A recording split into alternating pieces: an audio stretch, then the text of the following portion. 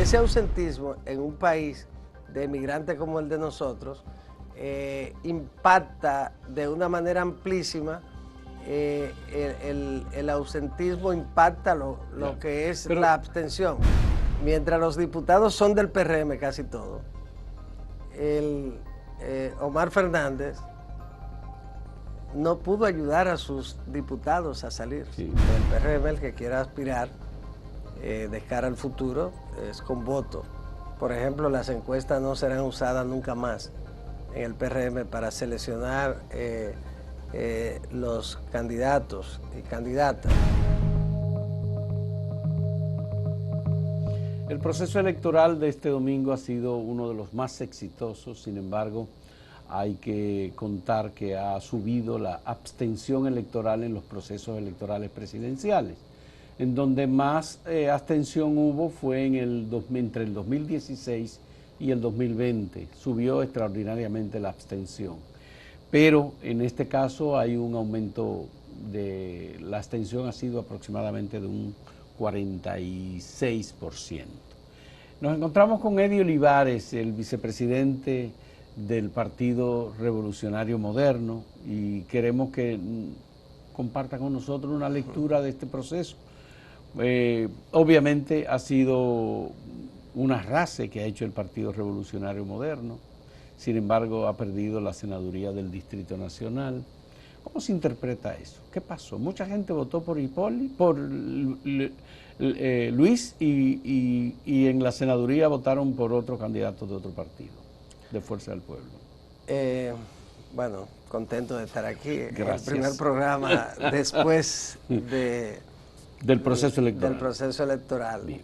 Y como habíamos prometido hace un tiempo, aquí estamos. Fue un proceso muy bien organizado. Desde el punto de vista del trabajo de la Junta Central Electoral, debe reconocerse que fue un excelente trabajo. Tanto el Pleno, Román Jaques, Mario Núñez, el director de elecciones, y los demás funcionarios que fueron organizadores del proceso.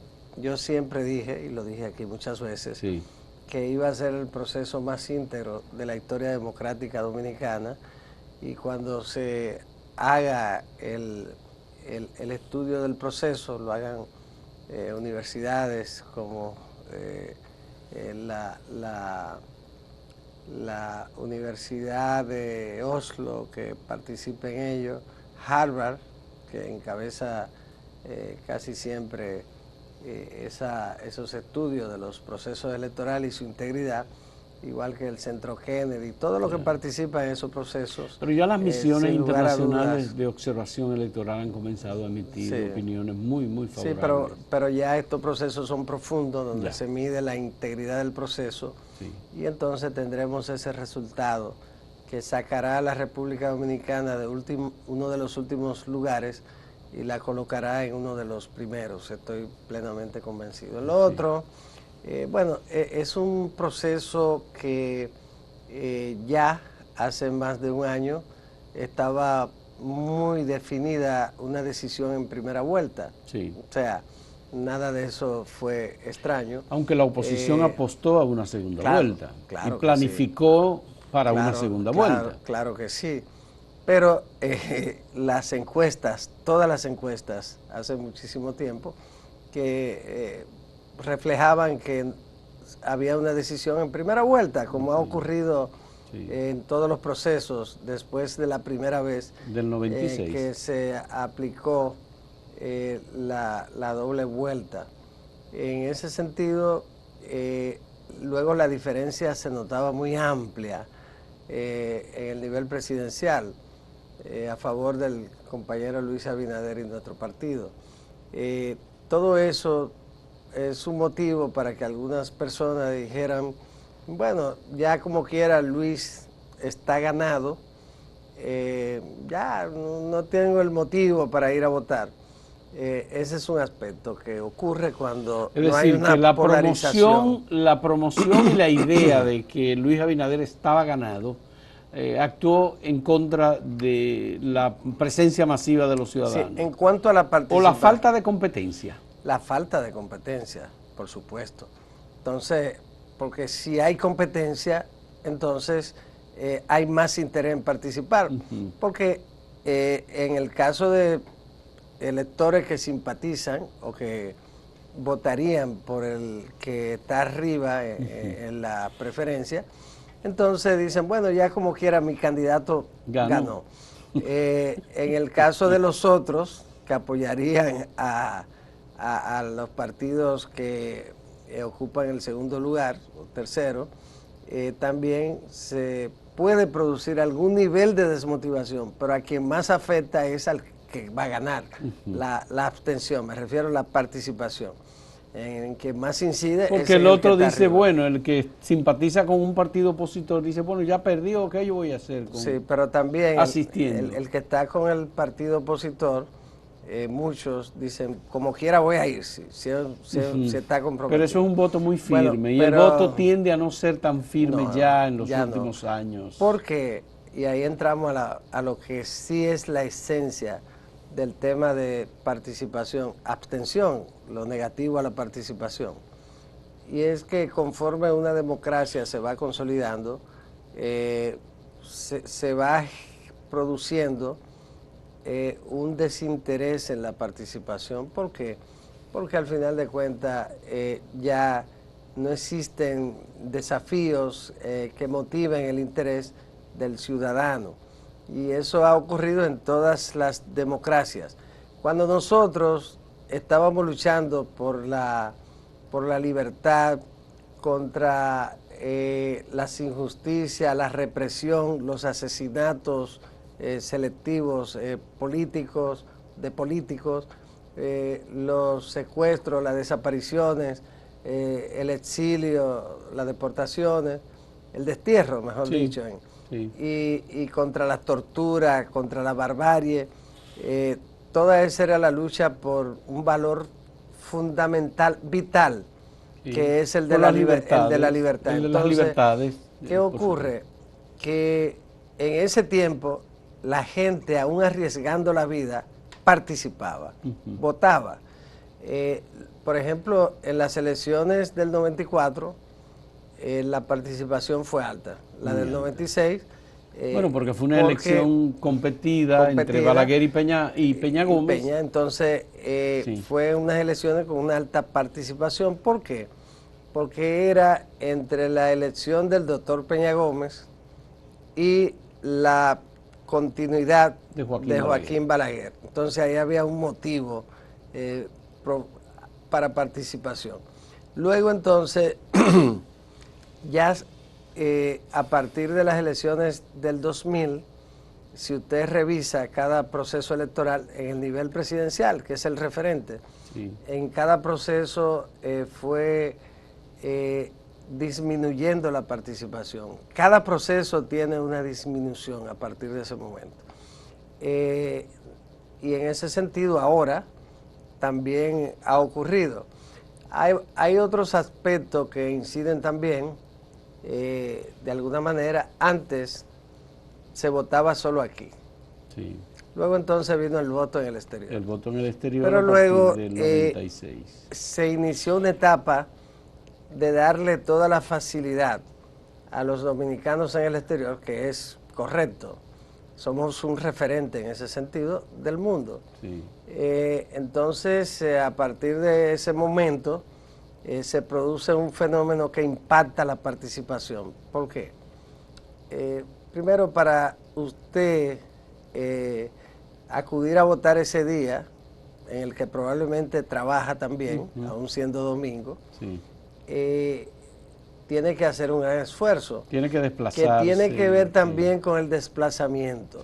A veces es un desplazamiento de un estado hasta otro, o de una provincia donde es lugares distantes. Entonces, ese esfuerzo que hace un dominicano para ir a votar a la urna personalmente. Pero nada más participó en este caso un 20%. Bueno, pero es un 80% la abstención en el exterior. Pero es mucho un 20%.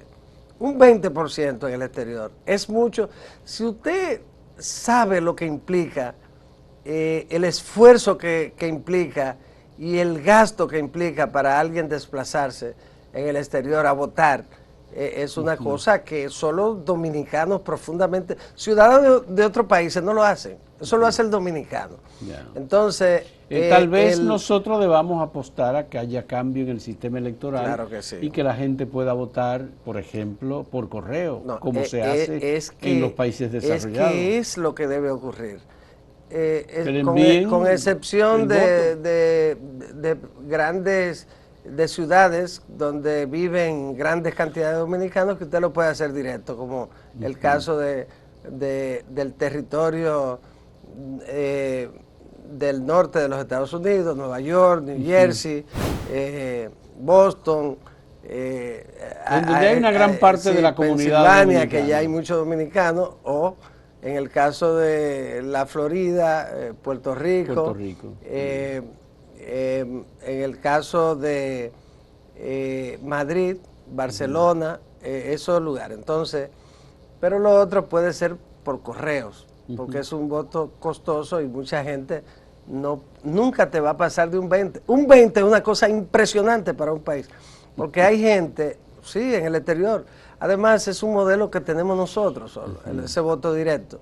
Entonces, en ese caso también está el hecho de que nosotros somos el único país que dotamos de cédula que es de identidad, pero que es electoral. Y en consecuencia, identidad y electoral. Está en el padrón. Entonces, hay generaciones que nacieron en los Estados Unidos y que están en el padrón, porque se le ha facilitado el que es hijo de padres dominicanos. La doble ciudadanía. Y entonces, y se aplica en este caso, y se le facilita que en su país, en una oficina de la Junta Central Electoral, se le haga el proceso para entrar al padrón. Pero muchos de esos jóvenes tienen la cédula, pero no tienen ese interés. ¿No te preocupa que haya un desencanto de las nuevas generaciones con la democracia? No, siempre habrá algunos que sí participan, otros que no. Pero en el caso de esos 2 millones de dominicanos en el exterior, hay un concepto que es bueno que la gente lo conozcan, que se llama ausentismo, que son los ausentes, pero que se reflejan en el porcentaje de la participación, se refleja en los números que aparecen ahí. Entonces, ese ausentismo en un país de emigrantes como el de nosotros, impacta de una manera amplísima. El ausentismo impacta lo que es la abstención. Tú que fuiste miembro... Pero no me preocupa para nada. Tú que fuiste miembro de la Junta Central Electoral, ¿tendremos la posibilidad de determinar si hay un abultamiento en el padrón electoral? Sí, pero no existe tal cosa. El padrón electoral nuestro es el padrón probablemente más seguro del mundo. Es el primer padrón fotográfico. Es un padrón que se va depurando, todos los días se depura, y que los partidos políticos hacen el cruce correspondiente porque reciben el padrón cada determinado tiempo, y a partir del inicio del proceso electoral los reciben entonces cada 3 meses, primero anual, cada 6 meses, cada 3 meses, cuando ya estamos en las elecciones. Y esos cortes son revisados por los partidos, sobre todo los partidos mayoritarios, pero es un padrón que se depura cada día. Cuando un joven pasa a ser ciudadano, cumple los 18 años y pasa a ser ciudadano, entra al padrón electoral. Y en ese sentido, el padrón se va depurando.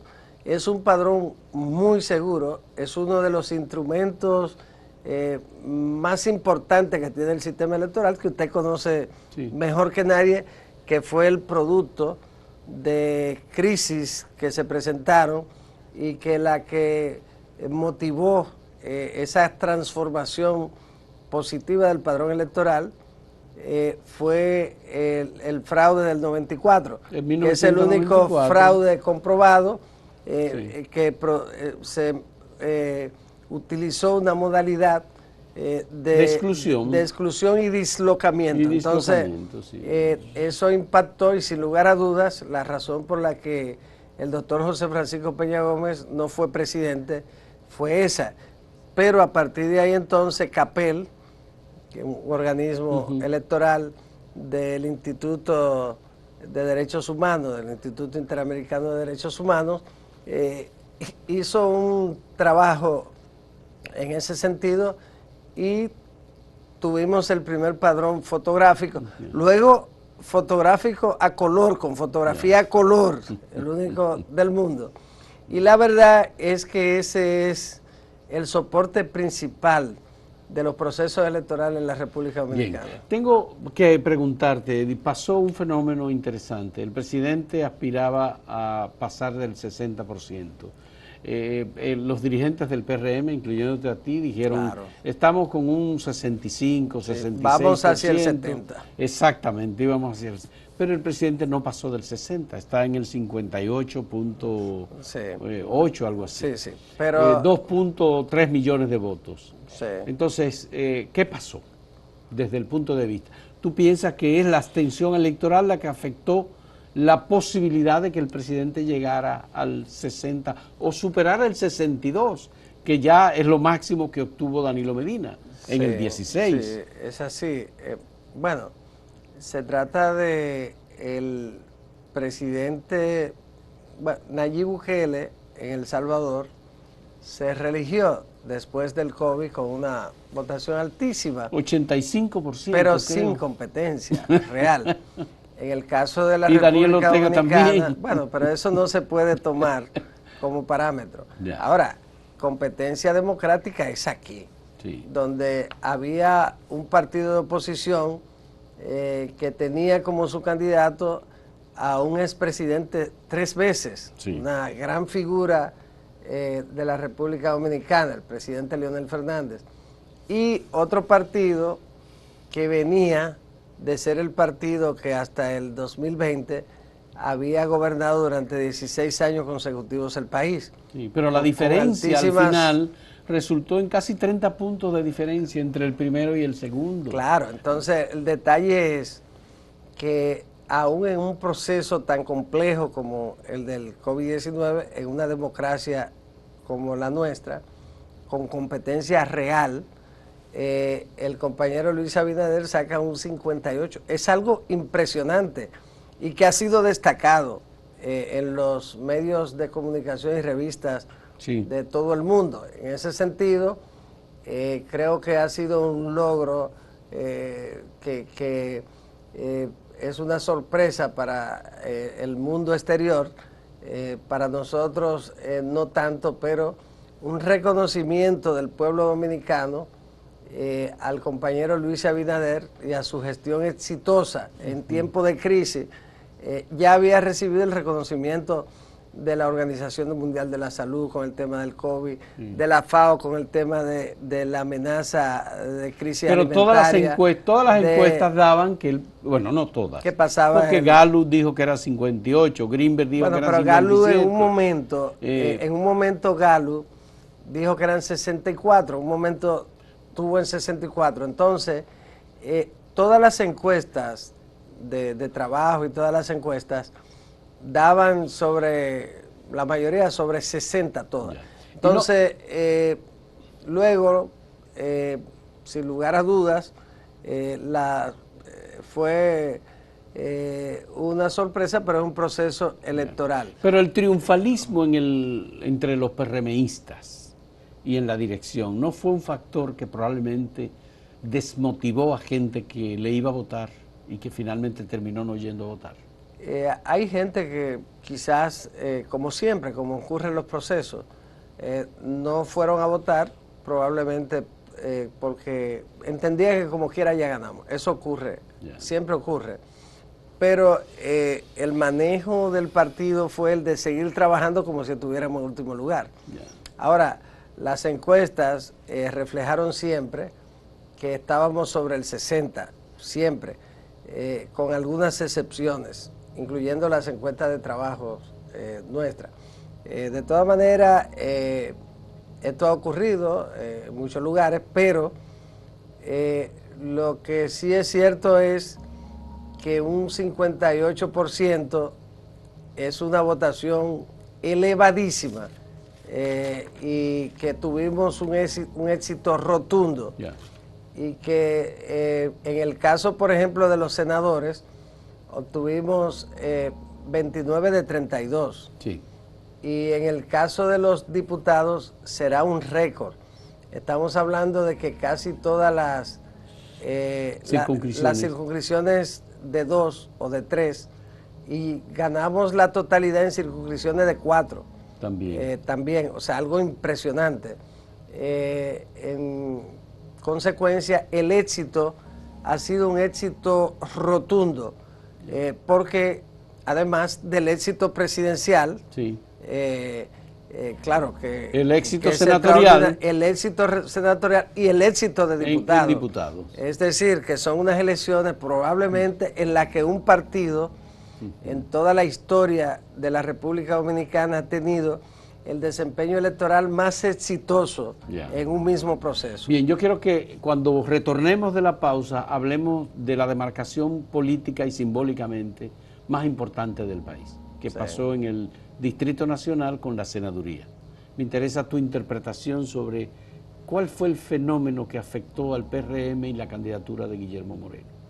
Volvemos en un momento con Eddie Olivares, vicepresidente del Partido Revolucionario Moderno, vicepresidente ejecutivo, que es la posición. Creo que es segundo, ¿verdad? Sí. Doña Milagro es la primera vice, y yo soy el vicepresidente ejecutivo y segundo vicepresidente. Volvemos en un momento.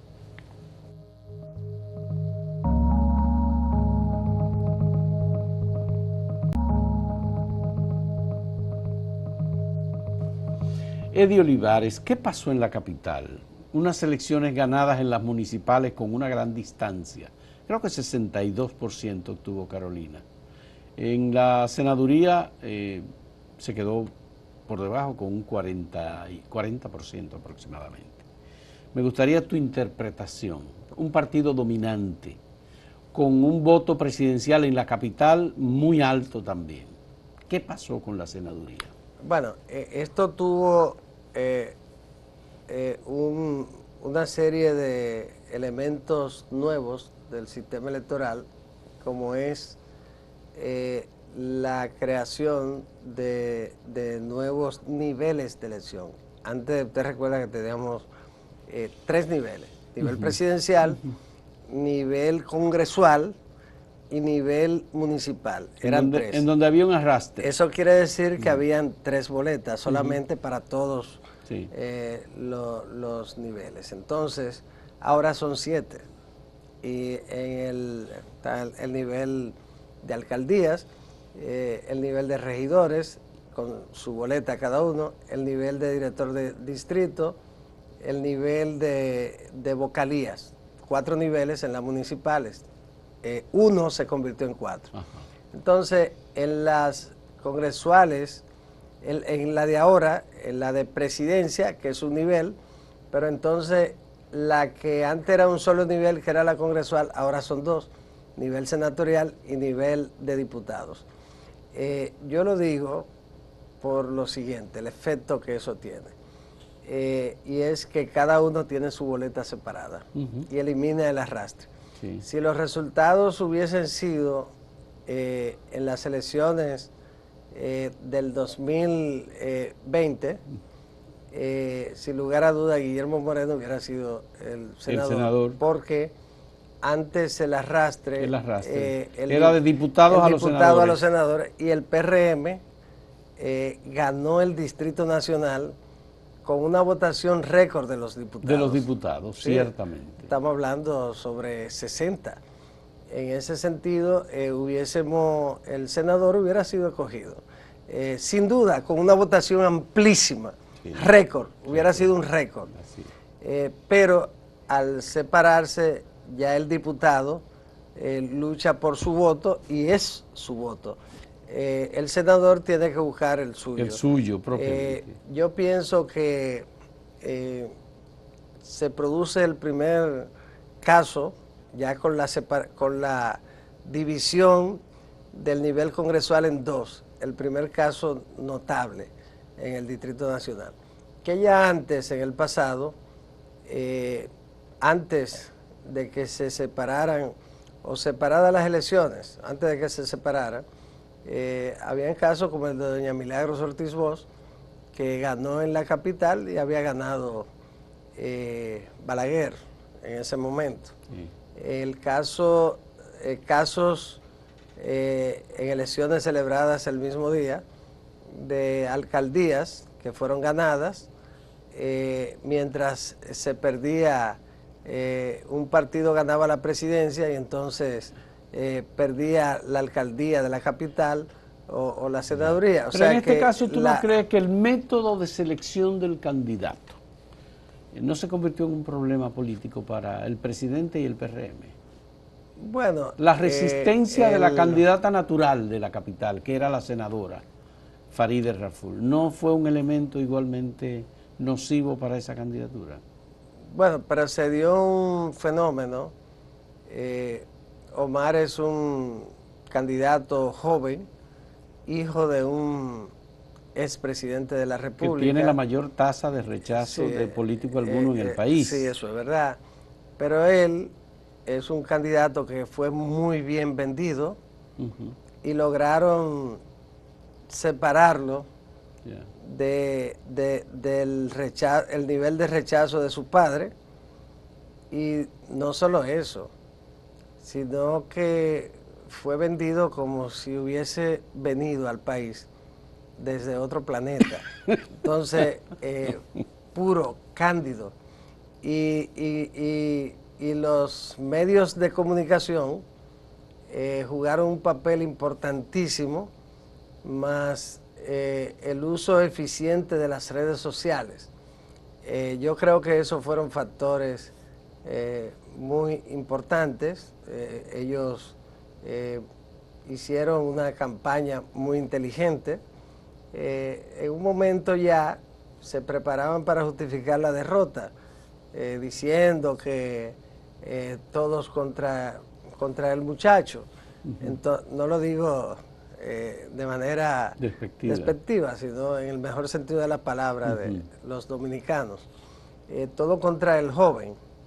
Y entonces, sin dudas, lo victimizaron.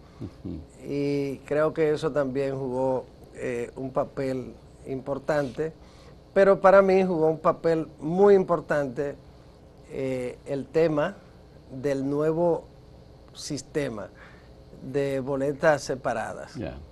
Pero hay varias cosas. Nosotros yo vi varias encuestas a boca de urnas que se hicieron en el caso del Distrito Nacional y de la provincia de Santo Domingo, y estaba muy claro, en esas encuestas a boca de urnas que se hicieron, Guillermo Moreno estaba por encima y por debajo aparecía Omar Fernández. Sí, casi todas. Eso significa que la gente, cuando salió de votar, no dijo la verdad. Porque incluso creo que hasta las propias encuestas que hizo Fuerza del Pueblo les daba encuesta a boca de urna que Omar perdía. Tengo entendido que perdía también en la que ellos hicieron. ¿Qué fenómeno se produjo? Salvo que en la tarde fueran a votar muchos jóvenes, en la tarde. ¿Y tú crees que los candidatos, la candidatura de Omar Fernández despertó mucho interés en los jóvenes? Sí, claro que sí, claro que sí. Eso fue clave para ellos. Yo pienso que ahí la fuerza de la juventud jugó un papel muy importante. De todas maneras, hay que ver eso como normal, que un candidato a senador, ya ha ocurrido antes, inclusive un tiempo que ve arrastre, cuando un candidato a senador o alcalde de la capital con su característica, puede resultar elegido y a pesar de que el candidato presidencial de su partido tenga una popularidad y una intención de voto tan alta como la tenía Luis Abinader. Entonces hay que ver eso como algo normal. Pero Luis cargó con la candidatura de Guillermo el Moreno. Sistema. Luis cargó con la candidatura de Guillermo Moreno. Luis hizo lo que tenía que hacer.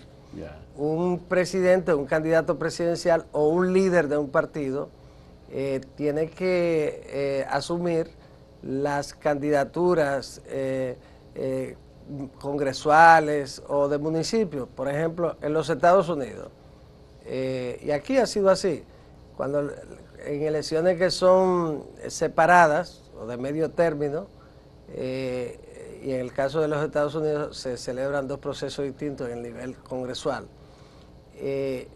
Biden salía por un lado a encabezar actividades de sus candidatos, y como no podía hacerlo en todos los estados o ciudades importantes, entonces por el otro lado Obama recorría los lugares donde no podía ir Biden, y eso ha ocurrido siempre. El presidente Fernández, por ejemplo, yo recuerdo que el presidente Fernández hacía una lista de las provincias donde tenía que ir, y en la que era necesario meterse de lleno, lo hacía. En la frontera, ir a Dajabón, en un tiempo que Mario Torres era el senador, y meterse a Dajabón y dedicarle, siendo él presidente, dedicarle a Dajabón para ganar ahí.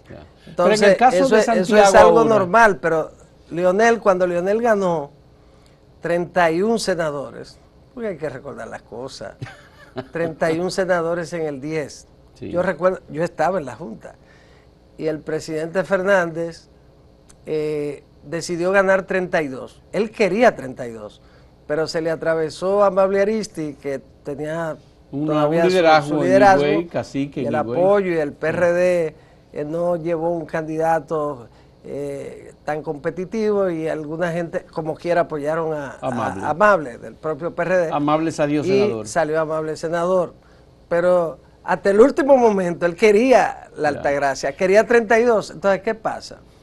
Lo normal es que un presidente asuma sus candidatos a senadores, pero el del distrito mucho más. Aunque fuera Guillermo Moreno, aunque se llamara como se llamara, lo iba a hacer igual. Y ese es el deber, el papel del líder, del candidato. Pero el presidente se dedicó a Santiago, y en Santiago el triunfo no solamente municipal, sino también senatorial fue muy amplio. Bueno, creo que Daniel Rivera obtuvo un triunfo sobre 60, con un 63%. Sí, hizo poco tiempo de campaña porque fue seleccionado ya. Pero no era necesario, porque la campaña que hizo el presidente fue poderosa en Santiago. Claro, Además, transformó Santiago en inversión pública. Lo de Santiago son los hechos. Entonces hay un Santiago antes de Luis, y hay un Santiago después de Luis. Esa es la verdad. Entonces, en el caso de la provincia de Santo Domingo, Antonio Taveras, que muchos creían que tenía un problema para ganar, Antonio Taveras ganó sobre un 57%. Pero fue un triunfo. Pero Cristina Lizardo quedó 40 y pico. Abajo. Pero sacó 40 y pico. Ahí la plataforma del partido jugó un papel importante. Funcionó. En el Distrito Nacional, vamos a estudiar lo que pasó en el Distrito Nacional, donde Luis también ganó ampliamente, hay que ver esa parte, pero donde los diputados ganaron ampliamente. También. Hay un récord de diputados ganados por un partido en el Distrito Nacional. Y por ejemplo, en la circunscripción 3. Ese caso son 8 diputados. ¿Cuánto corresponden? Creo que son 5 los que corresponden al PRM. Ser 5, pero yo tengo que, porque hoy no... Y en la circunscripción 1, vamos a ver, que era los popis, como le dicen, ¿no? También, ampliamente. Ampliamente. Casi todos ahí. Casi todos. Claro. Entonces... Pero sale Celine Méndez de Fuerza del Pueblo. Fíjate lo que pasa.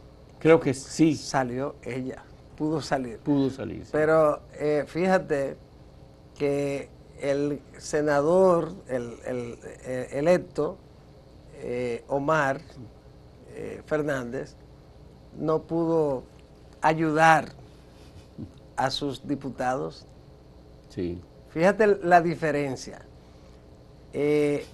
Mientras los diputados son del PRM casi todo, Omar Fernández no pudo ayudar a sus diputados a salir. Sí. Bueno, hay casos, o sea, que los son diputados como Alfredo que, Pacheco, por ejemplo. Que hay que verlo. Y el diputado Bueno también, que encabezan las listas sí, sí. En la circunscripción 3, en la circunscripción 2 y en la 1 también. No, Vicentico Sánchez Enríquez, por ejemplo. Sánchez Enríquez sacó una votación que es de la más alta del país. De la más alta, ciertamente. Y Elías, Matos, Pacheco. Pacheco. La votación de Pacheco es la más alta, del Distrito Nacional. Y bueno, medirla en función de votos es medio difícil porque la circunscripción de Pacheco no es tan grande como sí. Hay otras. Pero cuando tú ves el gráfico, en el caso de la elección de Pacheco, la distancia que hay entre el primero y el segundo eso es demasiado grande. Ese es el océano Atlántico. Entonces, pero la distancia entre los senadores del Distrito Nacional, en el que Guillermo Moreno fue el candidato a senador, creo que es 39%. Mira, que la tiene distancia Guillermo entre los y Omar 56. Diputados, sí, pero fíjate este detalle. La distancia entre los diputados del PRM, que llevó como candidato a senador a Guillermo Moreno, y los candidatos a diputados de Fuerza del Pueblo, que llevó como candidato a senador a Omar Fernández, es el océano Atlántico. Es una diferencia enorme. Es decir, que estamos viendo un Pero de todos modos, Fuerza del Pueblo sentido. tuvo un buen desempeño porque pocas encuestas le dieron a Leonel Fernández la posibilidad de llegar al 30%.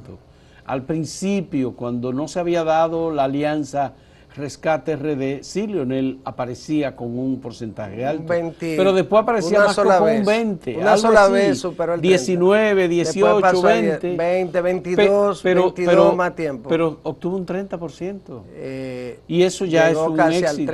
Casi al 30. Sí, entonces, casi al 30, pero es un éxito político. Pero claro. Se convierte en el segundo partido, destrona al PLD, que se quedó sin senadores y con muy pocos diputados. Y además se convierte en el probable candidato presidencial de nuevo en las elecciones del 28. ¿Quién? Leonel Fernández. Leonel Fernández. Pero con la votación que obtuvo, pero lo que le está diciendo el elector es que es su hijo el que debe ser candidato y no Leonel.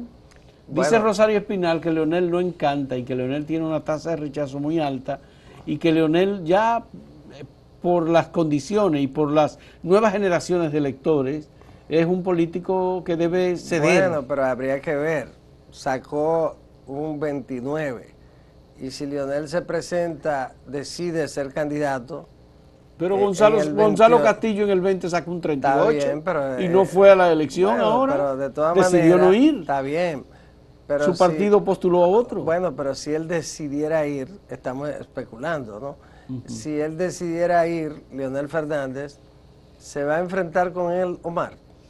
No lo va a hacer, no lo va a hacer. Entonces... Bueno, la sucesión en Fuerza del Pueblo pareciera que está clara. Que el sucesor de Leonel en Fuerza del Pueblo es Omar Fernández, pero cuando Leonel, su hijo. Cuando Leonel decida entregarle el liderazgo y la candidatura. Es que ya no estamos en los tiempos de Bosch y de Balaguer, que morían en el ejercicio de la política. Leonel ya es una persona muy adulta. ¿No te parece? Bueno, yo creo que sí. Es un estadista consumado. Pero ya es un tema. Pero eso la gente decidió no elegirlo. Porque si él es un estadista consumado, debió ser más competitivo en el proceso electoral. Y en vez de obtener 29%, sacar un 39%, como sacó el 39% cuando fue con Peña Gómez en la primera vuelta. Luis solamente le llevó 30 puntos. Por eso, entonces Luis le está llevando 30 puntos. Pero es decir, no hay un reconocimiento. Bueno, pero al fin... Luis sacó 2 millones, algo más de 300.000 votos. Leonel sacó 1.200.000 votos. Sacó Leonel. Pero yo creo que en el futuro se va a producir una reconfiguración hacia las elecciones del 28. Yo quiero hablar contigo sobre las elecciones del 28. Hay que esperar, vamos a ver lo que va a ocurrir. Hay muchos factores que van a incidir en quienes encabezarán el liderazgo de los partidos políticos y luego las boletas. Pero a mí me interesa tu versión sobre cómo se va a recomponer el liderazgo del PRM con miras a una candidatura que ya no va a ser la de Luis Abinader, sino que hay un grupo de jóvenes, porque el PRM hizo muy bien eligiendo jóvenes, a José Ignacio Paliza, presidente, a Carolina Mejía, secretaria general, y a un grupo de miembros de la comisión ejecutiva que son gente bastante jóvenes. A los viejos el PRM los echó atrás. Sí, pero el tema de los viejos, yo no lo veo como a veces ocurre que te dicen, bueno, viejo. No, es un tema de quién en ese momento representa propuestas que la población, que la ciudadanía considere convenientes. De eso se trata sobre todo, y de la combinación de gentes jóvenes, gente no tan jóvenes y gente nada jóvenes, porque se requiere todo en función de rangos de edad. Se requiere la participación de todos y todas en los partidos políticos. Claro está, la posibilidad de que jóvenes puedan accesar a los cargos principales siempre es positiva. La renovación siempre es positiva. En el futuro, por supuesto, tienen que ir produciéndose cambios porque lo ha habido en el liderazgo. Y tiene eso que seguir ocurriendo. Vamos a ver lo que ocurre.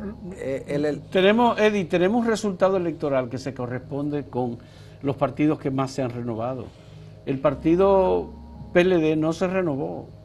Bueno, tiene como presidente... Pero en el 16, en el año 2016, era el mismo PLD y Danilo Medina en una reelección sacó un 61.73. Sí, pero hubo fenómenos políticos y de transparencia siempre y de hay fenómenos, urgencia. Siempre hay fenómenos, porque la política es eso. Sí. Es un tema que tiene que ver con los factores que inciden y que son más importantes en la sociedad y en consecuencia para la nación en un momento determinado.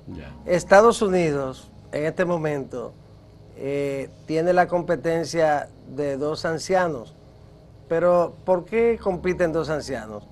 Porque esos 2 ancianos son los que fueron o van a ser elegidos ya formalmente por sus respectivos partidos en competencias internas no, porque uno es presidente. Entonces, en el caso de Biden, que normalmente repiten en Estados Unidos, y el otro es el líder del Partido Republicano. Antes de ser presidente, tenía 78, 80 años casi, antes de ser presidente. Entonces, y fue presidente con esa edad.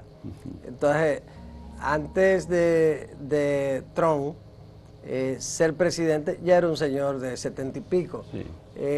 Ahora aspira y sigue siendo. Y el Partido Republicano no ha elegido a un candidato jóvenes que habían jóvenes y lo eligió a él. Entonces se trata de que primero a lo interno del partido, donde se hacen elecciones democráticas para elegir los candidatos, y en los Estados Unidos se hace. Pero vamos a hablar del PRM. Vamos a hablar del PRM. Escoja primero los miembros del partido escogen a sus candidatos.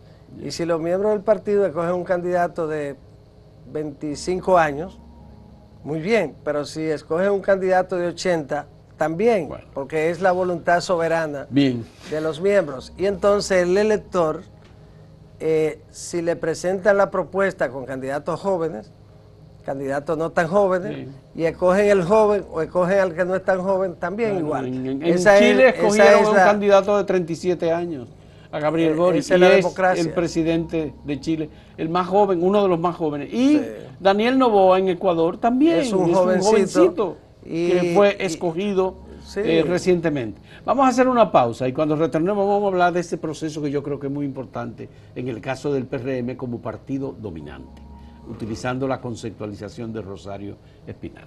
En un momento volvemos con Eddie Olivares, vicepresidente ejecutivo del Partido Revolucionario Moderno.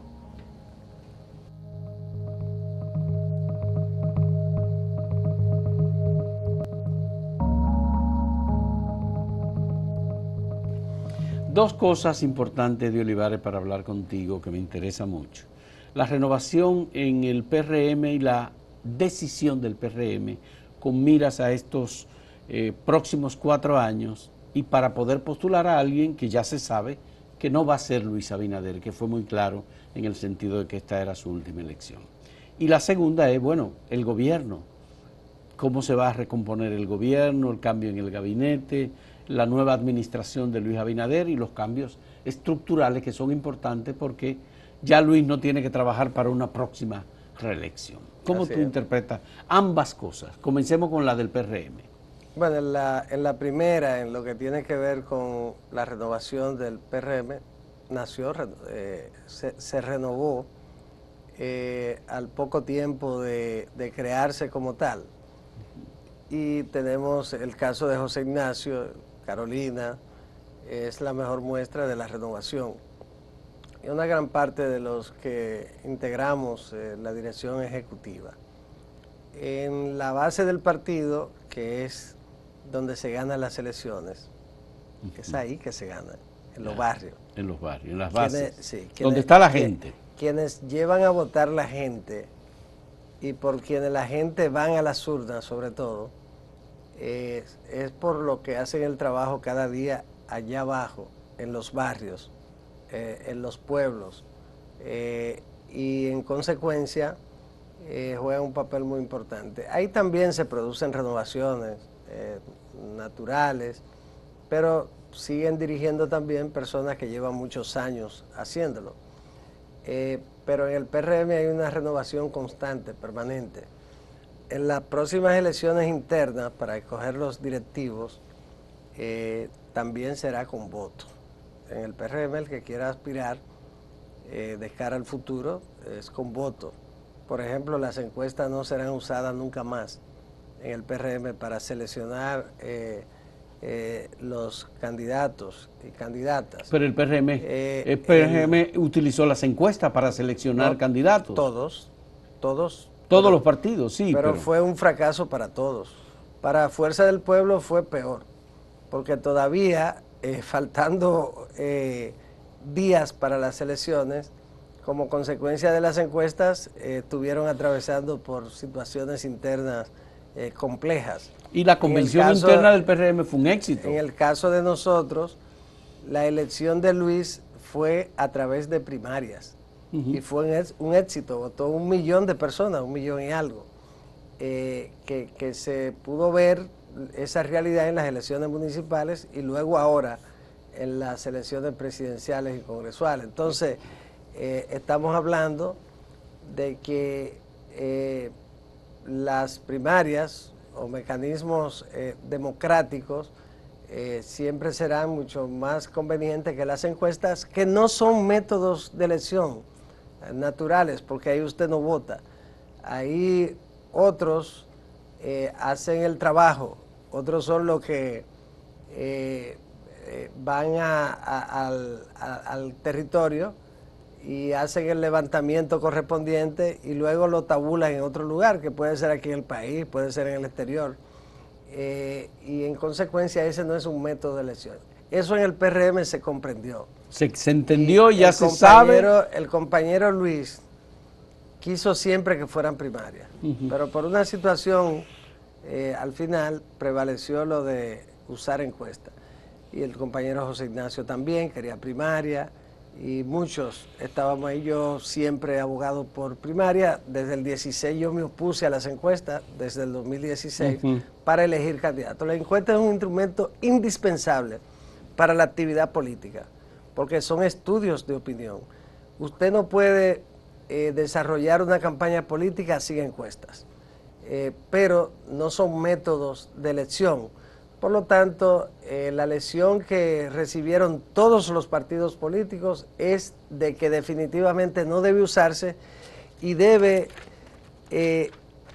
excluirse de la ley de partidos para que no aparezca, porque el único país en el mundo donde la encuesta es un método de elección legal es aquí. ¿Ustedes entonces, el PRM va a impulsar reformas políticas en ese sentido? Bueno, teniendo mayoría en el Congreso. Ya firmaron, por ejemplo, está pendiente la reforma de la ley de partidos, que no se pudo hacer, hay que hacerla ahora. En ese sentido, las propias decisiones del Tribunal Superior Electoral y del Constitucional conducen a la necesidad de una reforma de esa ley. Y está pendiente, se iba a hacer en el periodo pasado, al final no se pudo y solo se hizo la de la ley orgánica del régimen electoral. Entonces ahora hay que hacerlo. Cuando se haga, desde ya, 100 y tantos de diputados firmaron un proyecto para eliminar las encuestas de la ley de partidos. Ya. Entonces, eso quiere decir... Sí, que eso está avanzado también. Sí, sí, porque los mismos que firmaron un documento para que se hiciera encuesta, después ahora firmaron otro para que no se vuelva a hacer. Entonces, en ese caso, en el otro tema, en el PRM la renovación es permanente. Ahora, el tema del liderazgo y de futuras candidaturas tiene que hacerse conforme a lo que establecen los estatutos, en el tiempo indicado en los estatutos.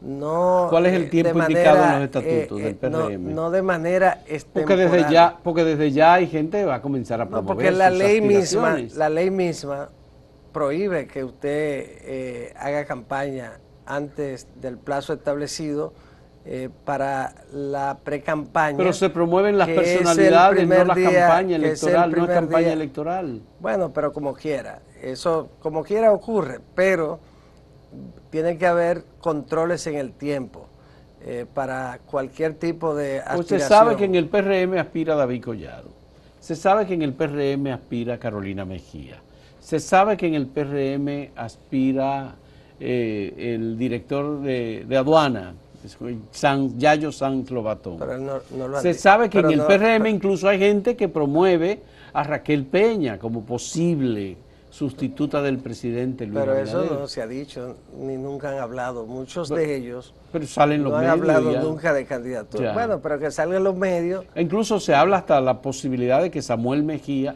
el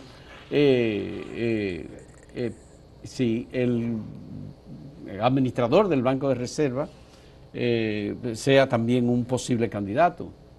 Bueno, Pereira. Pero son especulaciones. Ya. Porque todos los políticos, y sobre todo si son políticos destacados, todos aspiran a presidente. A lo máximo que se puede aspirar, como un militar aspira a ser el ministro de defensa, sí. Como un policía a ser el director de la policía. Eso es natural. Ahora bien, ¿quiénes serán? Lo sabremos más adelante. Yo creo que lo más importante es que las cosas deben hacerse en su tiempo y su contexto. Y cuando usted es como los atletas, si usted sale muy temprano, le cantan y tiene que entonces volver a salir. ¿Qué y papel si lo hace antes queda descalificado. ¿Qué papel y si sale muy tarde también tiene problemas. Un papel fundamental. Luis es un presidente que yo confío, estoy convencido, pues lo conozco muy bien, que Luis va a terminar como el presidente saliente mejor valorado. Luis tiene un alto sentido de la historia y eso se pudo apreciar mucho más en el discurso del domingo. Ese discurso tiene un breve momento que es histórico, que es cuando él le dice: esta es la última vez que yo aspiré, no vuelvo a aspirar a presidente, para que quedara bien claro, muy claro, y no haya especulaciones ni inventos de gente por ahí. No voy a aspirar a presidente nunca más. Quiero establecer, quiero una reforma para que nadie más pueda hacerlo tampoco.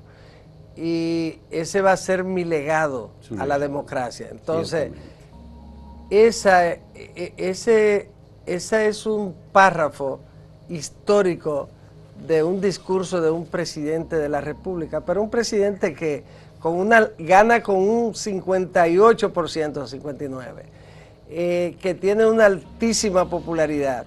Y en ese momento grande, de la celebración de su triunfo, él le dice al país que es su última elección. Sí. Mira, eso no había ocurrido nunca en la República Dominicana. Yo siempre he dicho que él tiene, lo decía mucha gente, cada vez que alguien me venía con cosas: mira, Luis tiene un alto sentido de la historia, sí, y él saldrá del gobierno preparado para tener un espacio privilegiado en la historia. Y yo no ando con cosas, pero hay que reconocer las cosas y la grandeza de los hombres y las mujeres, la grandeza política. Y ese momento fue un momento grande de la historia política dominicana y mucha gente quizás no se dio cuenta. Bien. Muchas gracias a Eddie Olivares por su consideración, su punto de vista, las informaciones que nos ha ofrecido sobre este proceso electoral que ciertamente tiene muchos elementos de enseñanza, de aprendizaje y sobre todo de mejoría de la institucionalidad política de los partidos y del sistema político de República Dominicana. Muchas gracias, Eddie. Muchas gracias, amigos televidentes, por la compañía en este diálogo. Hasta luego.